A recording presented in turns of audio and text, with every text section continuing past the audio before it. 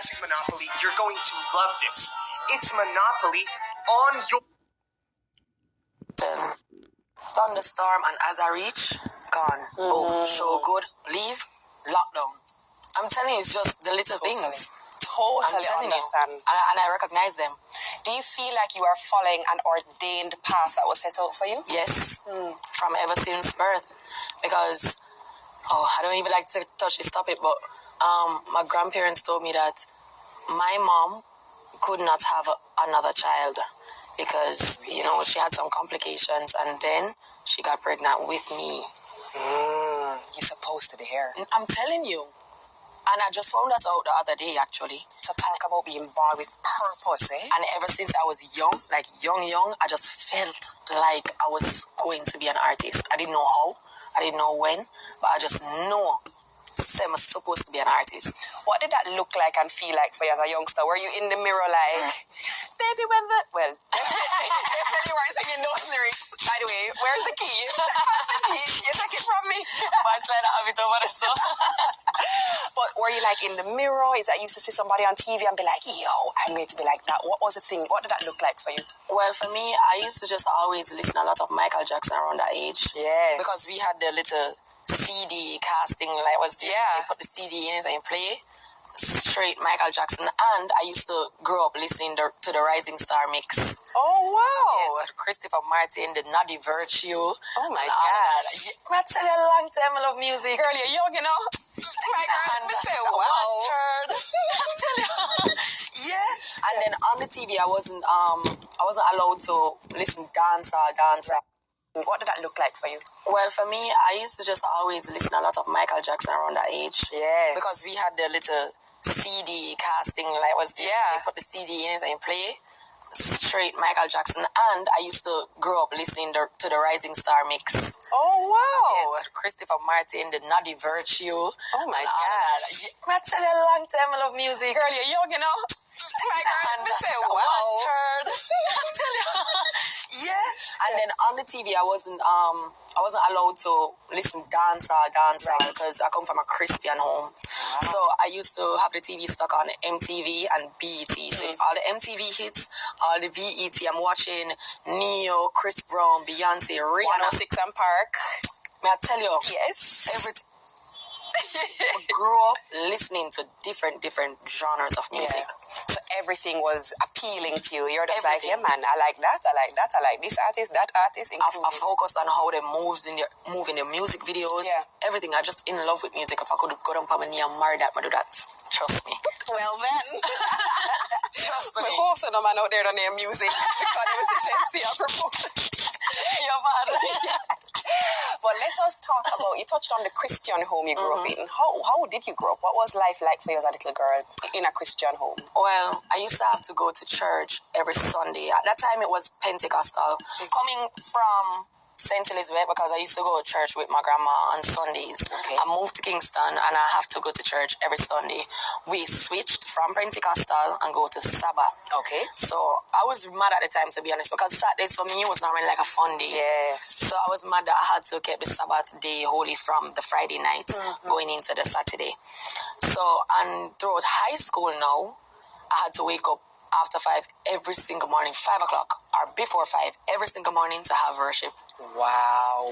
Yeah, with my family. Wow. And then prayer and set out to school. So you were born and raised in St. Elizabeth? Born in Mandeville Hospital, but my family actually resided in St. Elizabeth Harmony Hall. I stayed there for 3 years, thereabouts. Then I moved to Kingston, but I used to go back and forth to have my kid time, to spend time with my grandma. Nice.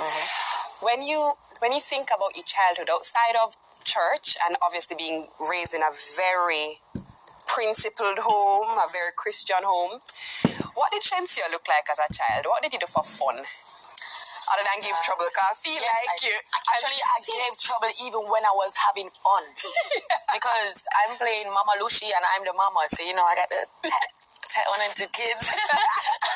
Really and truly, I used to play Chinese skip, hopscotch. I ride bicycles a lot because I'm literally like a tomboy. It's actually very apparent. I'm not even going to lie to you. You can tell that you have this rough. Yes. I think that's That's why you're such a good boy mom. But you really have a little tomboy thing to you. Yeah. Literally, I love the boy babies too. But I used to go to bush with my grandma to pimento walk. So go for the pimento, shell it out on the barbecue, make it dry. You get me? Gungo. So we had a whole farm too. I used to love to feed the pigs. Yeah. Listen, wheat, okra, everything. Like I feel my life has really went well with my personality. Adventurous. Yes. Like I've done a lot. I've done a lot. I heard you mention before that it was a bit challenging for you when you were younger because your mom worked as a domestic worker. And I find, especially in our culture, I don't think enough respect is given to people who sacrifice their family life to come into someone's home and play this very functional and critical role. Talk a bit about that for you. They don't understand, to be honest, because honestly, I too did not understand that much until I moved uptown. Right. So when I moved uptown, and I was residing near Cherry Gardens, in Cherry Gardens actually. And when I drive and reach like on the flat, I can see so many women walking with their bags and everything from far. For go down for the weekend. Just to get a taxi. Yeah. And to know that those are the things that my mom did, I started respecting her more. Like, me have to really look upon her and say, Mommy, I really this I go through. Yeah. Like, them something that break my heart even up until now. Right? I feel like classism is very big, especially where we are. And I'm not afraid to talk on it because, as I said, I've lived it. Yes. I've lived where my mom used to work with a lot of wealthy people, and I didn't really have much clothes. She had to bring clothes from the kids that she was working with, bring to me what they don't like, what can't fit them anymore. I've been through that. You get me? So when I see certain things, it really bothers me. This is why I do this, because people see the glory and don't know. Yeah, they don't know this. I've never said this before. Yeah. I've never said this before.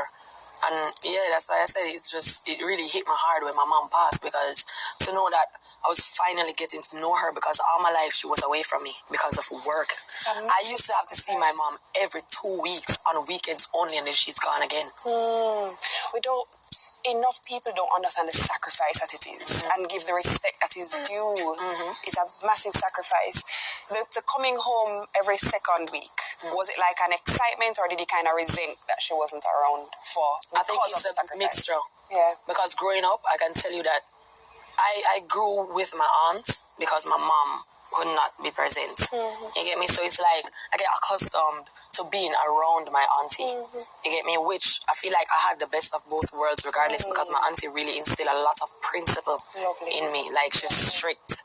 So I love that. You get me? But where my mom was concerned, I mean, I felt like I started to get used to it. And that's the sad part about it. Yes. Yeah, that's the sad part about it. I started to get used to her not being there. Right. But it gets better. That is the beauty of it, right? It got better. It got better. How does Shenseea then end up meeting Ramesh? Well, I was working. Okay, so after the birth of my son, that was about in November. I said that my old job didn't want to take me back. So I was like, all right, fine. Naturally, I love to be on social media. Right. Cool. So I saw that they had promotional agencies. So I worked with one in about late December, actually in December. So maybe, remember, my baby born November, working December. Right? Going on to January. Hold on. I'll back up little. So hold on, your baby born in November and you're looking to work the December? We get to work December. What do you mean? Wow. Yeah. So and was that a you need to make sure him can eat type of a thing, or it was I need to provide for myself? I lived with my mom at the time, but things were really, really hard. Right. You get me? So it's just a mentality that we got, being the fact that you have ambition and you don't have anything. You have to get up and go, look, that. Yes. I had that. Yes. Right? And being the fact that I had a baby, it was even worse. Right? Because remember, I told you this earlier. When I've just gave birth to my son, I did not sleep the night. I'm sitting up looking at him like I'm in awe. Yes. I can't believe that something came from me. Yes. Somebody, a whole person came from me. Yeah. So I got the job in December doing freelance promo.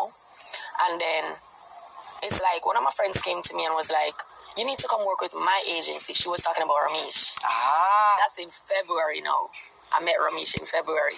And I said that, boy, I'm really loyal, you know. I'm really loyal, so I'm not going to just get up and switch from this agency and go to somebody else.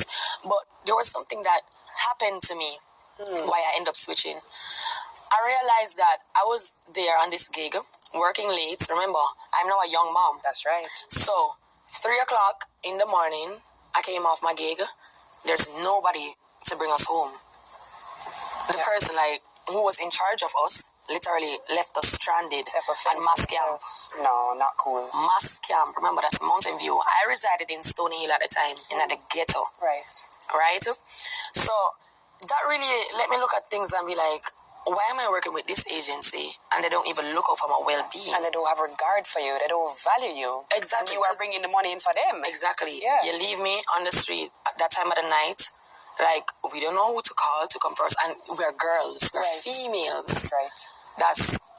So I really looked into that and I said that, I met a friend actually at Mass Camp as well. She was working for Ramesh and she said, I must come and have an interview with him. And so I did. I went and I met him. And at the time, I saw how family and friendly like he was with his team. Right. And from that time, my spirit take him. Like, I love to see that. That spirit. I love to see that. I don't like to see when people treat other people below them. That's right. You get me? And remember, that's the same reason why I left. I don't like that. Exactly. I'm a very humane person. That's right. So I met him and we were